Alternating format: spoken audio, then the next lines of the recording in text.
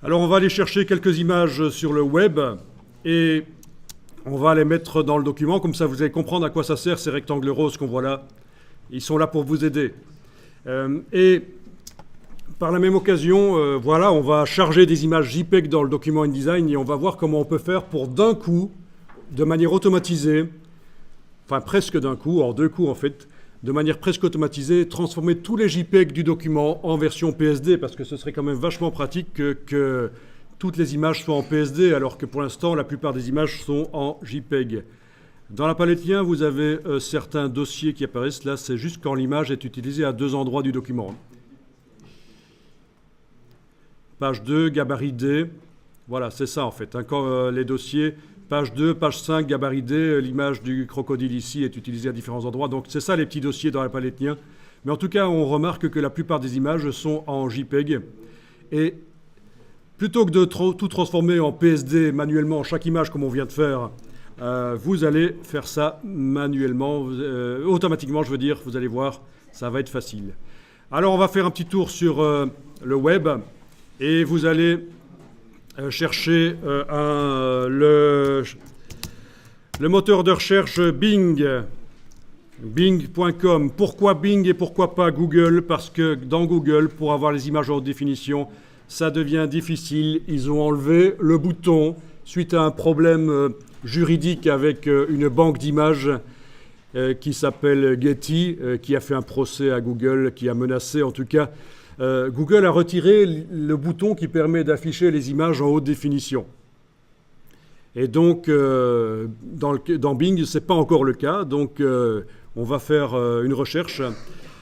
Alors, au niveau de la recherche, vous pouvez rechercher ce que vous voulez, tant que ce sont des sujets. Ne recherchez pas des paysages, recherchez des sujets. Mais par exemple, je peux rechercher des vieilles voitures, pourquoi pas. Vieilles voitures. Vintage car. Oui, en anglais, hein, parce que le français, il n'y a quasiment personne sur le web qui parle en français. Hein. Donc, une fois que j'ai tapé ça, bien sûr, je vais dans la partie images ici. Je vais demander d'avoir des images quand même qui ont un certain format, un certain nombre de pixels, une certaine définition. Je vais demander des images d'au moins 1500 sur 1500. C'est juste arbitraire, j'aurais pu demander 2500 sur 2500. Mais c'est pour avoir des images qui ont quand même une bonne définition. Donc vintage car, 1500 sur 1500 pixels minimum. Et c'est pas tout. Je n'ai pas le droit d'utiliser toutes ces images. Il y en a certaines que je n'ai pas le droit d'utiliser. Il y a seulement celles qui sont dans le domaine public que j'ai le droit d'utiliser. Donc deux manières de trouver les images que j'ai le droit d'utiliser. Soit ici au niveau de la licence, je demande des images que je peux modifier, partager et utiliser gratuitement.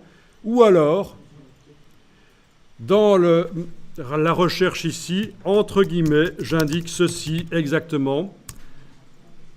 Public domaine, donc les images du domaine public. Évidemment, ça réduit le nombre d'images qui apparaît, mais au moins, il y a des chances que je puisse les utiliser même pour un travail commercial, même pour quelque chose qui va me rapporter de l'argent. Il faudra toujours aller vérifier sur la page web si on a vraiment le droit de l'utiliser. Alors, pour télécharger les images haute définition, je clique sur l'image et j'ai ici « Afficher l'image ». C'est ça le bouton qui manque dans Google maintenant. C'est pour ça qu'on est dans Bing. Afficher l'image, elle s'ouvre dans un nouvel onglet. Je fais un clic droit, enregistrer l'image sous. Voilà, donc vous me dites que dans Google, par clic droit, ouvrir dans un nouvel onglet, on arrive à afficher l'image en haute définition. Je ne suis pas certain que ça va marcher à chaque fois, mais pourquoi pas. Donc vous enregistrez en tout cas vos images dans votre dossier Links. Ce sera mieux d'enregistrer là-dedans.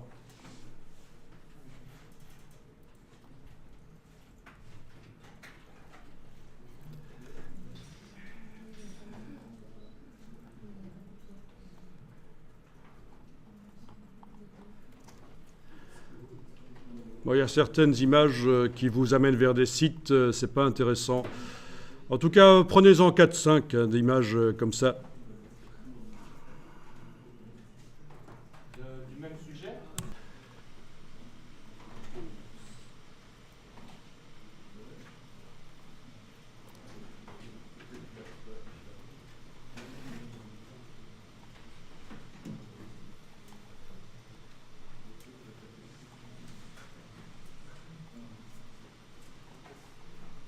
Donc, du même sujet ou pas, ça n'a pas d'importance.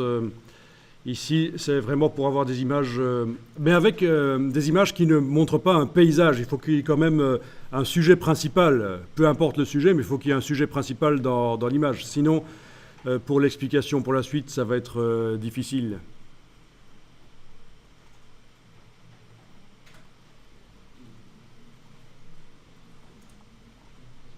Les paysages, c'est bien, mais le problème des paysages, c'est qu'on peut les cadrer un peu comme on veut. Ils sont toujours pas trop mal, quoi.